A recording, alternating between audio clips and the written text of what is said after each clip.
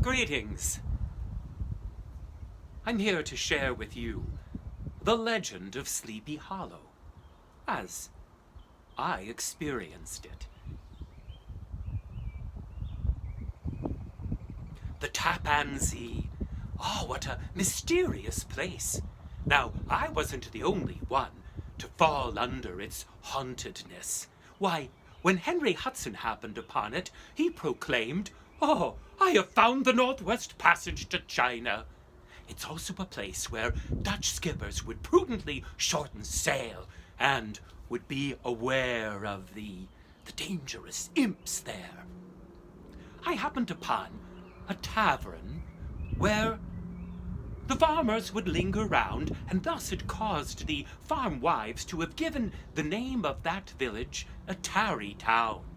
But the place that truly haunted me was not far from Tarry Town, a place of Sabbath day stillness. Now, when I entered, I fell under a dreamy, drowsy influence. I began to hear voices, and was visited by the nightmare and her 9 gambols. It wasn't that moving me to become a schoolmaster in this hamlet of Sleepy Hollow. I think it was the hauntedness. They say, and I heard it firsthand, a native chieftain, Hiawatha, cast a spell upon the entire lot in the days before Henry Hudson, but others say 'twas a high German witch doctor. When I breathed in that atmospheric gloom, why, it captivated me, and someone else did as well. Katrina Van Tassel.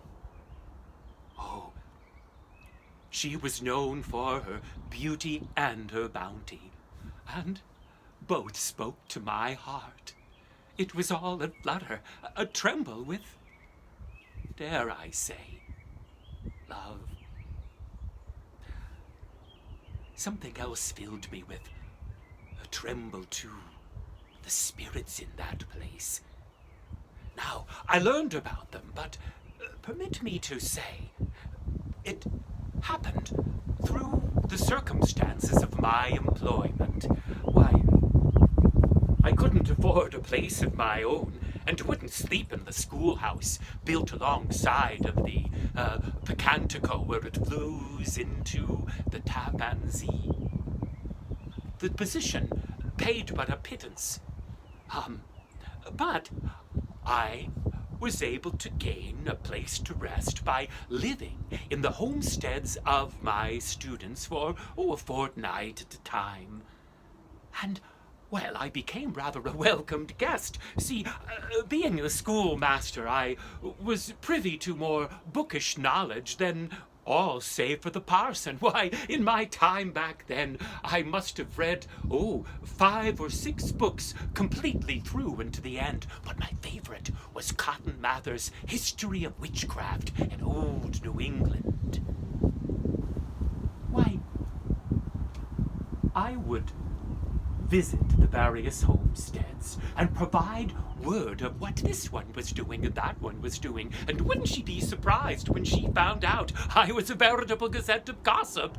But I managed to charm various women folk round and about in Sleepy Hollow, and when Katrina asked if I would give a dramatic reading of one of the tombstones in the cemetery by the old Dutch church, I said, "Of course, Katrina," and "Behold ye who pass me by, no one day thou shalt be as I, were meted in the ground, praying." Now did it go? "That thou shalt not go farther down." And she said, "Ichabod." Pierced my heart. But now, in the schoolhouse, I was a regular martinet. If some broad-bottomed little Dutch lad loitered along the flowery path to knowledge, I would bring out the hickory switch and thwack, thwack, thwack. I would give it to the little lad, and he deserved it. But when school was done, I would gather in the children and give them readings gleaned from Cotton Mather's History of Witchcraft in old New England. I remember something from it. We would sit along by the Tappan Zee watching the sunset, and I would read, when the demons began possessing the young women of Salem, they twitched and they trembled and, and the children would go, "Oh, Ichabod Crane, you scared us." And then I would scare up one whose mother was a good cook, get invited by saying things like, Dame Van Winkle, the blue in thine eyes rivals that in the sky. And she would say, "Oh, Ichabod, stay for dinner." The farmer, of course, was of a differing opinion. He would say, "What, you haven't invited the schoolmaster, have you?" "Yes, I have. He's so charming." "Charming," he would say, and I would always listen. "Why, he's got the dilating powers of an anaconda." Imagine that, me. I am still rather lean, am I not?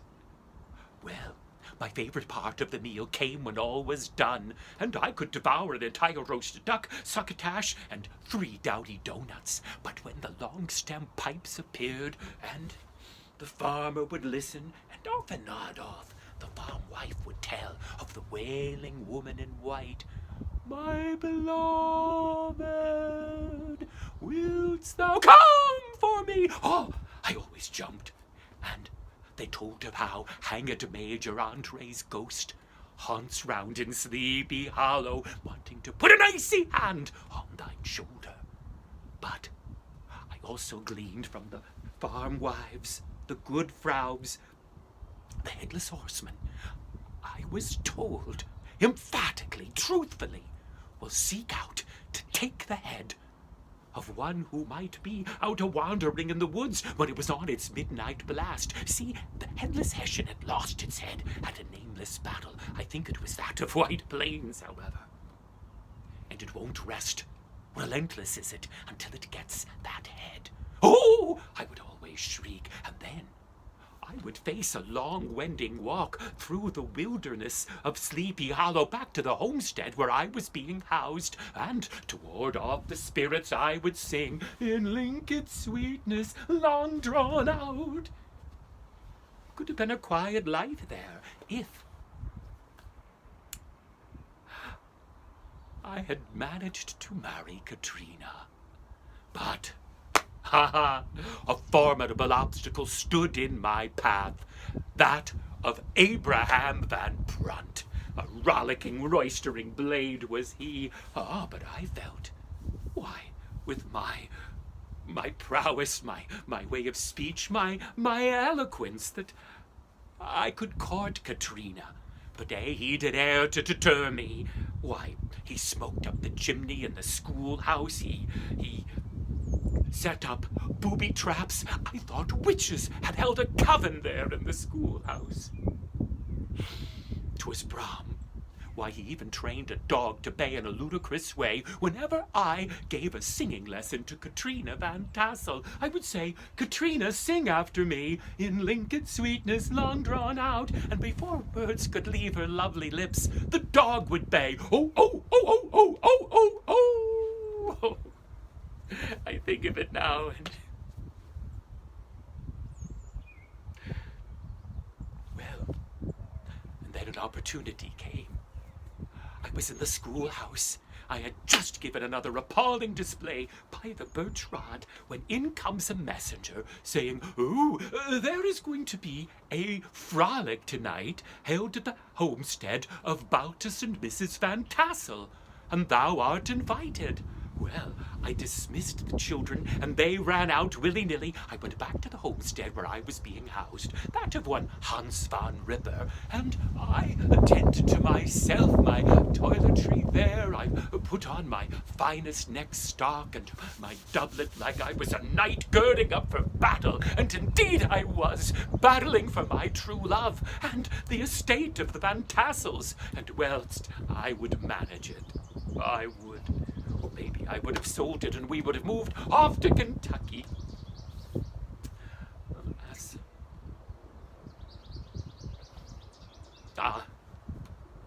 let me continue. Well, I rode on a broken down, sway back, hammer-headed, one-eyed old plow horse Von Ripper said was named Gunpowder. And there was a great procession of fine folk from Sleepy Hollow and Carry Town in their Sabbath-day bests marching along. We arrived at Van Tassel's, and the bounty of the estate! Why, the tables groaned with every kind of meat, every roasted vegetable, and desserts from the cruller to the cookie to the doughty donut. And I thought all this would be, and then, Brom Bones is here! He comes gallivanting in. And then the revel began. Well, the old fiddler comes up, and he's a creaking old man with a violin as aged and battered as he. Sweet old fellow told me some of the stories of Sleepy Hollow. But when he touched bow to string, cranky old curmudgeonly farmers, why, they spring to life, and they say, "Oh, I ain't dancing," before they heard that fiddle. But when they heard, their feet, why, they were up and about, all dancing around, spinning their little old biddies round like tops.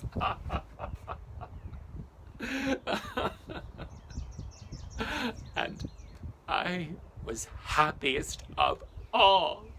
All marveled and wondered, is this the same fellow who reads from the tombstones, who fears all the ghosts, who paddles our children? Yea, 'twas I. Why was I happy?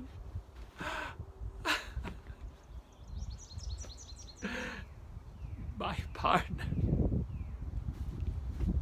was the beautiful, bounteous Katrina Van Tassel. I did the do-side-do, the Alleman left and Alleman right, and I spun her round and about, and she says, "Ichabod, you're such a good dancer."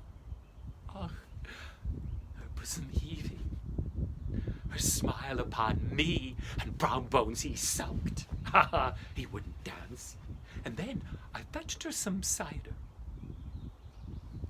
And then Brom, he comes forth, and he cajoles all the old veterans of the great revolution to step forward and share their tales of woe and hardship. Oh, Doffue Martling talked of his exploding cannon. A distinguished gentleman described how he had saved the profile in the American Revolution by keeping George Washington away from a bullet by his sword. By his sword, he says, he dashed away the bullet.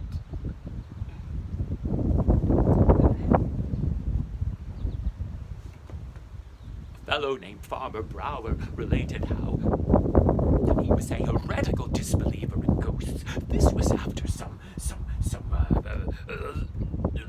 local fellow wondered if the headless horseman had been seen, and folks hushed him and said, "Oh, don't you dare doubt a ghost here in Sleepy Hollow. That ghost will make a point to come and to haunt you." And Brower said, "Yea, the ghost came and haunted me when I doubted it. Why, frightened me, I fell right off the bridge by the old Dutch church cemetery, and I see it flying in the sky. The bones," he says, "glowing a ghastly green." It struck me hard with a fear.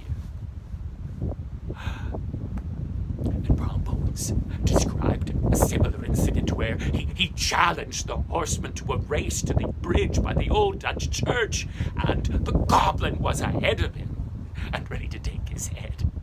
But then, just as the goblin comes to the bridge, boom! I jumped, and the goblin vanishes. And Brown says, "It's because it cannot cross the bridge by the old Dutch church." Well then, after all this, in my jump, Baltus Van Tassel broke up the reverie, and I went round like Romeo to Katrina's window. I had an ode scribed to her, and I read it out in a resinous voice like the ones I use for reading the tombstone, only with merriment and love. And she thanked me kindly and said, "Ichabod, I'm not ready to marry, or something to that effect. Now I know she wasn't ready to marry me. I got back on gunpowder as forlorn as was the night, and now I faced a long, wending, ghostly, harrowing journey back to Hans van Rippers above the Tappan Zee along the post road. And I hear, ooh, ooh, ooh, ooh. I think, oh, maybe it's the headless horseman rising, could be the woman in white. And I say, woman in white, where'er you are, I know what it's like when your love won't have you. And Gunpowder was riding, Rusty wouldn't move, and I hit and cajoled, and then the horse takes off, goes right into Wildy's swamp, the haven of Major Andre's hanged ghost. I didn't want an icy hand on my shoulder, and then I sense maybe Andre's ghost is not about, but then I hear the plashy tramp of another traveler.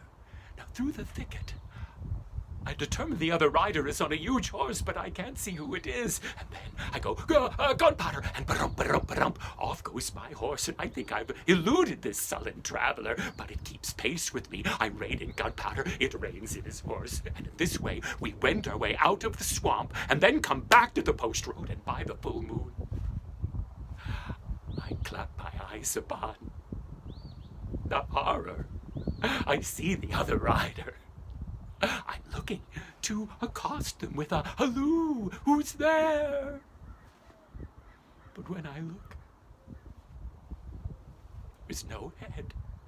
But imagine my terror when on the pummel of the saddle rested the missing head. Ah! I shrieked, and I knew it was the headless horseman, and a race was on, goblin after schoolmaster. Gunpowder, run! I'm cudgeling and kicking the horse, the saddle flies out, and I think if I can just make it to the bridge by the old Dutch church, I'm safe. Ah! And I'm riding and riding and riding. And why, I get to the bridge. There, the church, it's like a beacon of hope. And when I turn to be sure that this spirit will vanish, what do I see?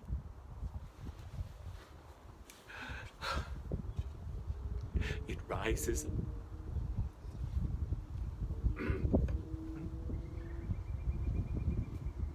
It rises up in its stirrups, horrid head in hand, and it hurls it. A projectile hits me in the head. And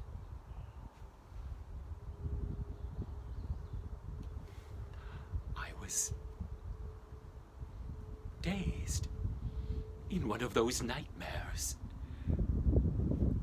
I don't know how long it lasted, but eventually I found myself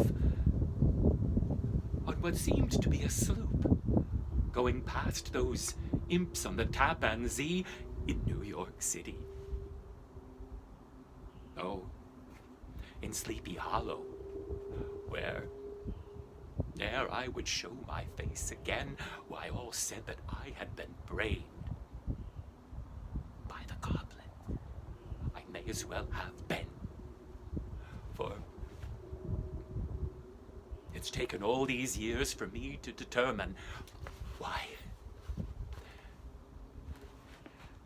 the goblin is about, which is why it struck me with such fear when it was Brom Bones who hurled a pumpkin at my head.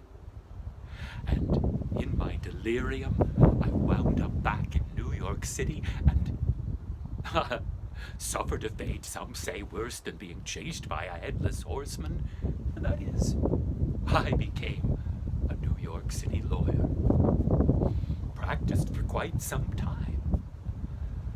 But now my practice has about dried up, and up in Sleepy Hollow they insist my spirit sings in Lincoln sweetness long drawn out at the old remains of the schoolhouse there. But I know what spirit truly continues to gallop relentlessly, wanting for its head, not married my sweet Katrina. But the reason I left was the ghost. The ghost. Imbued Brom Bones' spirit with a ferocity I couldn't face, even to retrieve my Katrina. And thus, here I am, sharing the story, the truth of the legend of Sleepy Hollow with thee. Are you wondering about the ghost? Well, faith, my friends. I don't know if I believe the half of it, but I'll drink to the half